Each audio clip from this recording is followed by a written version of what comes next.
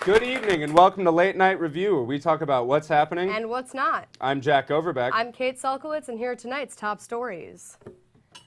The Winter Olympics kicked off this week with people across the planet taking an interest in cold weather sporting events while Earth still has ice.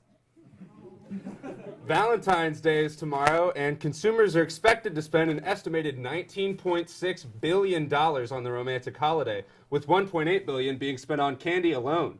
This really is an incredible year for chocolate, said your single friend into a pint of Ben & Jerry's. Many of Trump's lawyers are now advising him to refuse a one-on-one interview with Special Prosecutor Robert Mueller because they're afraid he may put himself in legal jeopardy by lying under oath. Despite his lawyers' concerns, Trump is still insisting that he would never lie, although they're having a hard time believing him since he spent the past several years trying to pass 239 pounds as his real weight and this off as his real hair. Experts are now warning that smart TVs are vulnerable to hacking. With all the international controversy around Russian hacking of our government, it's a relief that the president only watches dumb TV.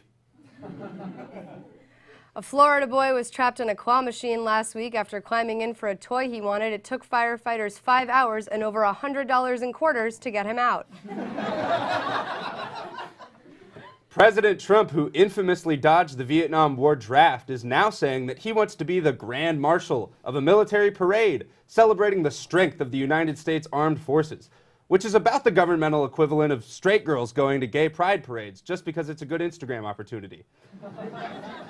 Trump has about as much business leading a parade of the U.S. military as he does leading a parade for salads or full heads of hair.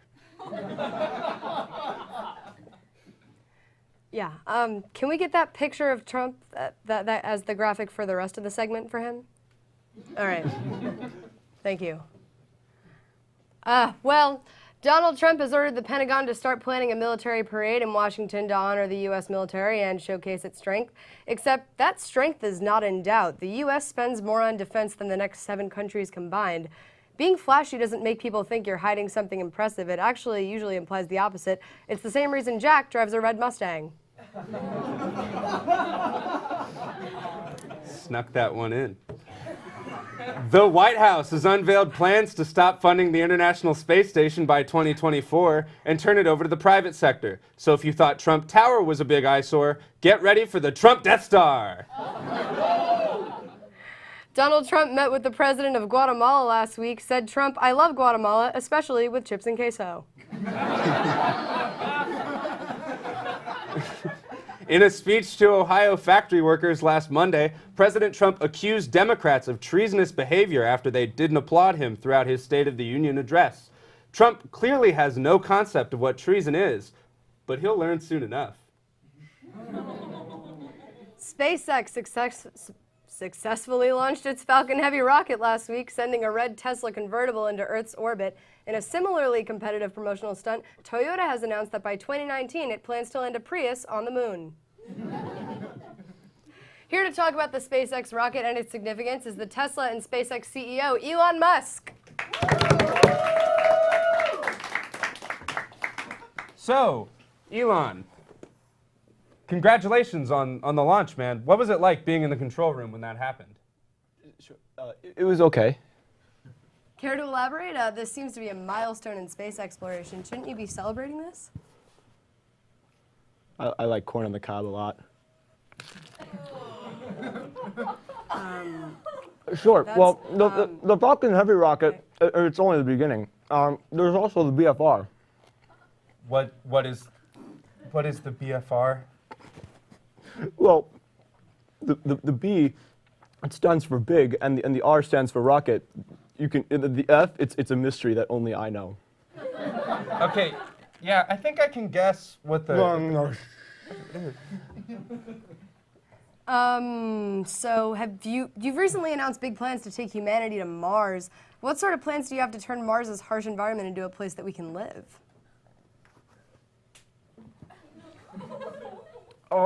Mars is a dangerous planet, sort of like my love life. You know, it's all fun. It's all fun and games till the bad gas kicks in. Oh, okay, so there's a lot of controversy about whether private companies like SpaceX are a worthy investment as opposed to, more conventional programs like NASA. What do you have to say to the skeptics? Qdoba.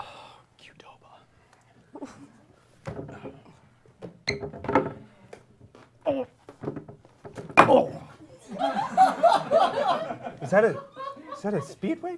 Is that a speedway brick? Ew. Is that... It broke. The SpaceX program, it's much more successful than NASA. I mean, or any other government program. It's comparable to Bitcoin. Why Bitcoin? Oh, I know, because Bitcoin is like going to the moon. No.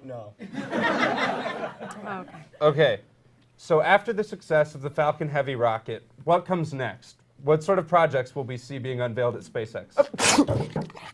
Oh, here. Here, what do we have? Here's some tissues.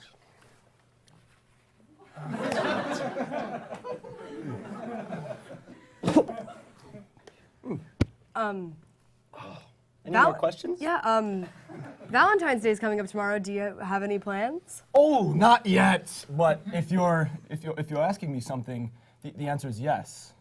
Oh, no, that's not what I was implying. Also, there's like slime on your hand or something. Okay, do you have any last message for our audience, Elon? Sure. Check out the BFR rocket. It's coming soon. It's going to be one big rocket. Elon Musk, everyone! For Late Night Review, I'm Kate Salkowitz. I'm Jack Overbeck. Good night.